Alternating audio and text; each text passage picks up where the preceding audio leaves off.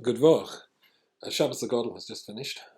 We've just made Havdalah, and I hope you won't mind if I send a little message to a particular group of Jews who are moving, as we all are, towards Pesach, maybe not just because of the coronavirus and the general concern and anxiety that that's caused, but with an extra degree of sadness because there are a very large number of Jews this year who are not going to be able to join their children or their grandchildren or other family members to spend a Seder together. There are a lot of Jews who are going to be alone this Seder, this Pesach, and that's certainly not an easy thing to uh, be going through, to be looking forward to, and certainly to be experiencing. As some, I can't remember who, I heard some Rav had said, and it's an idea that originally came into my head as well, that I never thought in my lifetime when we're famously told that if there's nobody at the table to ask the four questions, then you should ask them of yourself, which almost sounded surreal. When will that ever happen? And yet, this particular Pesach, that's precisely what's going to happen. And although I suppose I could point out, make the point perhaps, that traditionally, historically, some of the greatest tzaddikim of Klal Yisrael took time away on their own to be alone, so that they would be able to develop a relationship with Hashem. There's a difference between being a tzaddik and not being a tzaddik. I certainly am not. There's a difference between choosing it and having a choice taken from you and a reality, a situation imposed on you. And who doesn't want to be with the family when it comes to Seder night? Pesach and Seder is the quintessential family time with the grandchildren and the hiding of the Afikomen. And of course, the whole Haggadah is constructed for the children. So uh, a Seder night without children or without family, children of all ages, of course, that's not easy. And to point out the great tzaddikim, they welcome such things, they volunteer for such things. That's not really going to help anybody. And I have to tell you that I was in that situation. Well, not quite like that, but not far off it after my late wife passed away. And I had young children at home.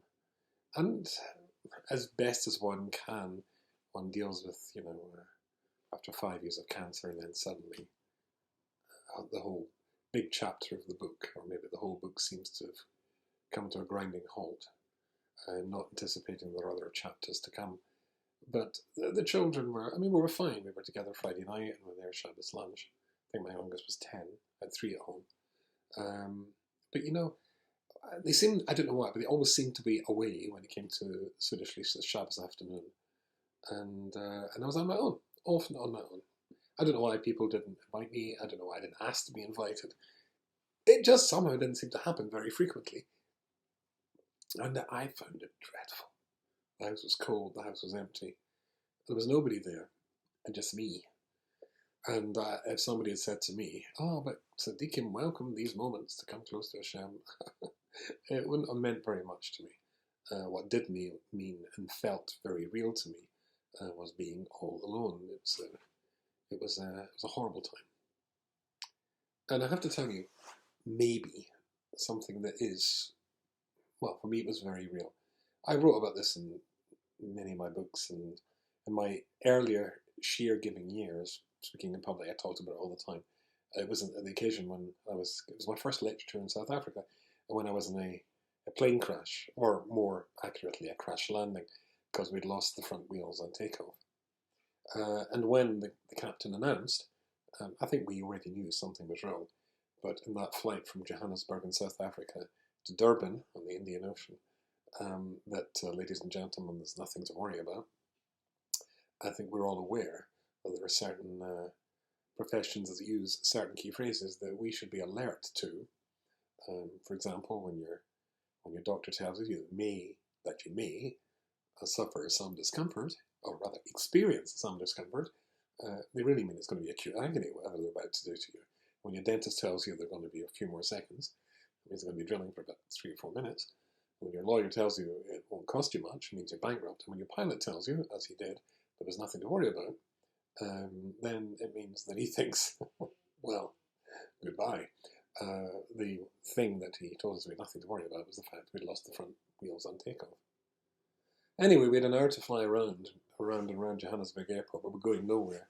And we're just preparing the runway below for a crash landing. Um, and it was the month of Elul, when everything is going to be decided. And I went through quite an emotional roller coaster on that particular flight. Because, of course, one of the things we say in our davening is, Hashem, my sins are so many, I can't even start to apologize there. I just can't even remember them all. But I have to tell you that when you think you're going to die, and I really did think I was going to die, no front wheels, probably, um, then life becomes extremely clear.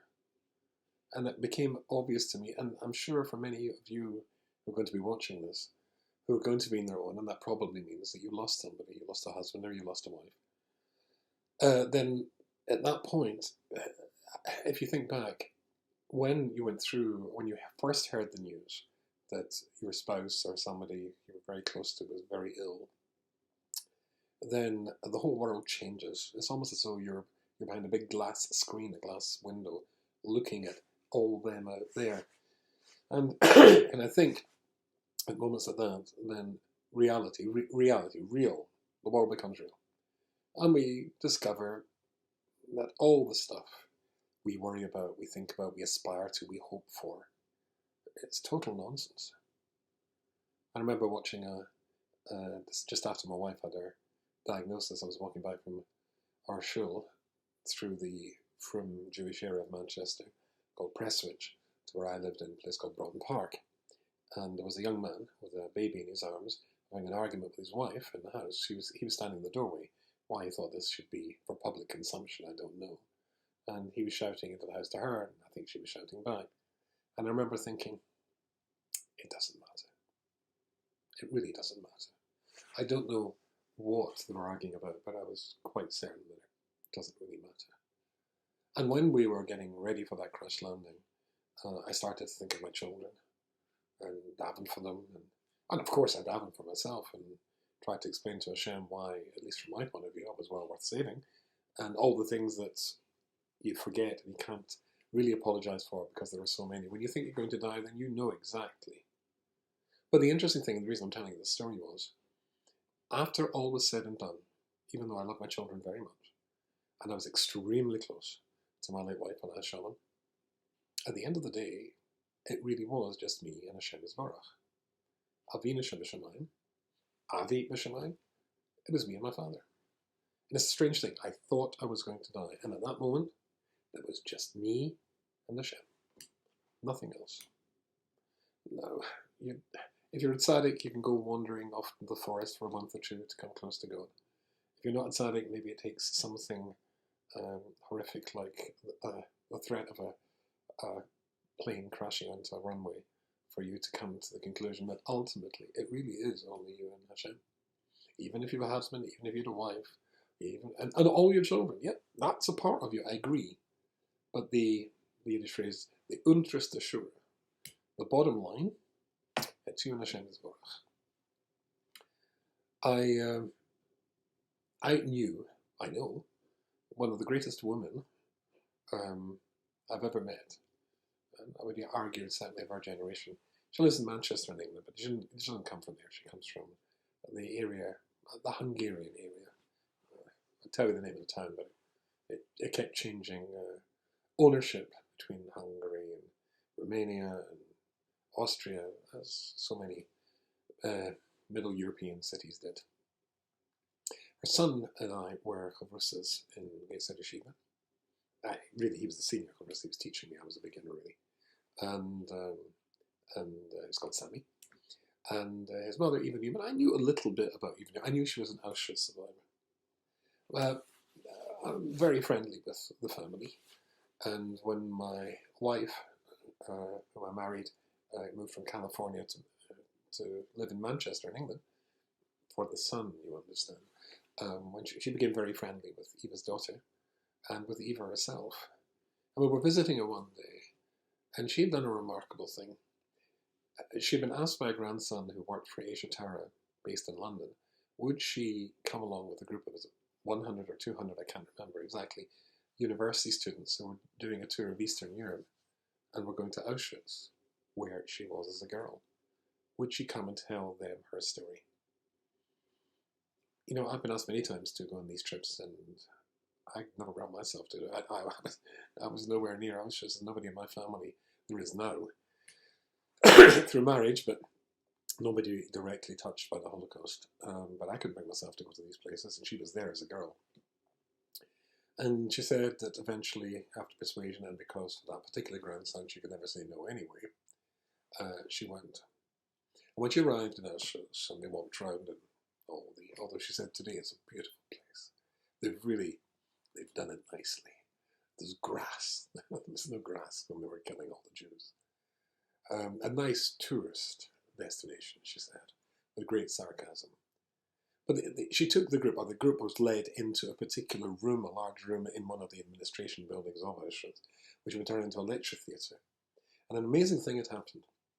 The amazing thing was that the SS, of course, and the whole Nazi Holocaust machine was meant to be kept secret. The Jews were just meant to have disappeared off the face of the earth. In fact, in Czechoslovakia, in Prague, they built a museum which was supposed to be for a race which had disappeared. Of course, nothing to do with them. Anyway, basically, she walked into this room. Because it was a top secret, how the Holocaust was a top secret, meant to be anyway, officially a secret. I mean, everybody knew it, but never mind. The SS themselves were banned from taking photographs in Auschwitz, and there were very few.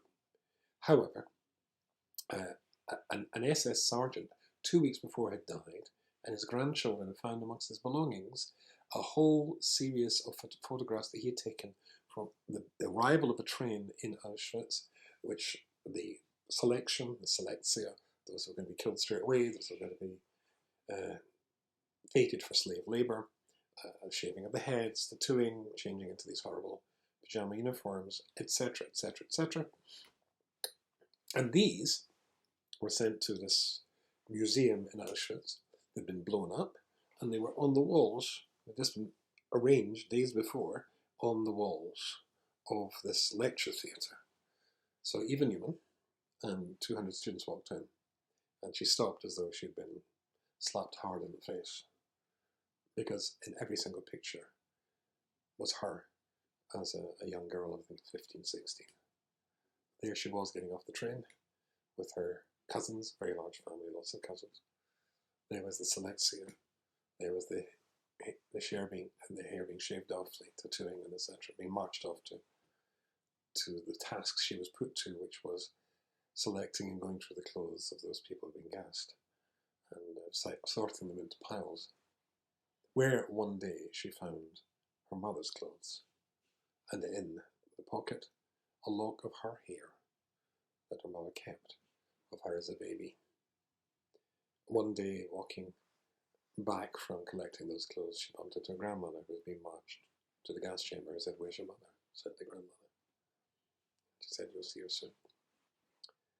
Now, I don't know how such people became and re-established tower homes with sons who went to yeshivas, like Ed said, but she did, and she was a remarkable woman. And there's a million stories to learn and to hear from Bobby Newman, and some of them are online. You can get them through Age. However, the reason I tell you this story is she says that people ask her all the time when they've heard her story, where was Hashem in Auschwitz? And she says, where was Hashem? He was with me. He was with me. So this is a time when lots of people are going to be alone, but you're not really alone. We're not really alone, and I wish I'd been able to say this to my younger self when I was spending those Shabbos afternoons on my own. You're not alone. This is a moment for you, because you don't want to be in a plane crash to realise that you've got the only real, the final, the ultimately real relationship in your life is between you and Hashem. So it's nothing that anybody would choose to actually not be with their own family, their children, grandchildren, great-grandchildren, when it comes to a Seder night. But for those for whom that is going to be the reality this year, then as hard as it is, and nobody would volunteer for this, but take it with two hands. Grab it.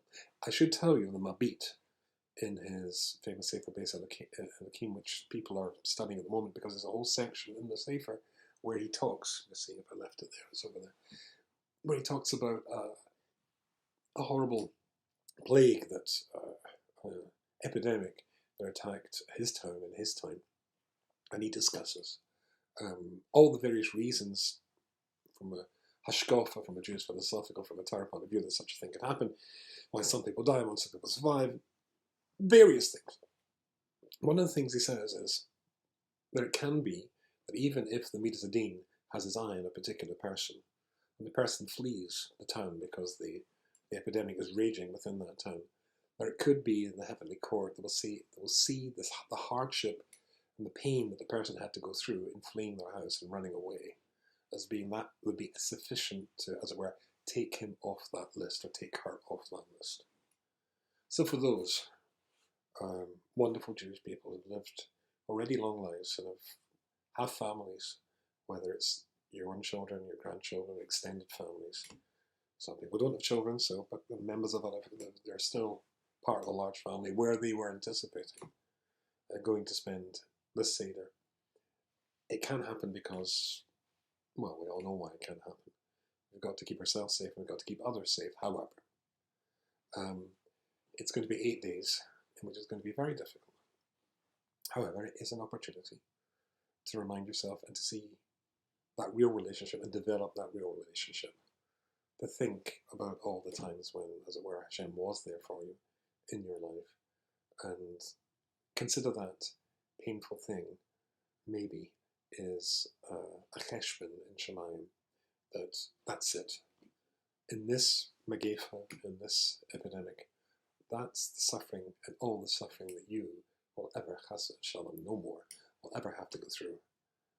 Accept it, be makabel it, use it to develop that relationship with Hashem Yisborach. And you might be surprised, as I was when I came out of my plane crash, to realize that it showed me, and I learned something very profound about a relationship, which turns out in the end to be the only important, truly important, ultimately important relationship of all, you and Hashem. And we wish you all a kosher Pesach, a kosher Sameach. I hope that this Pesach alone will be one where you realize you're never really alone.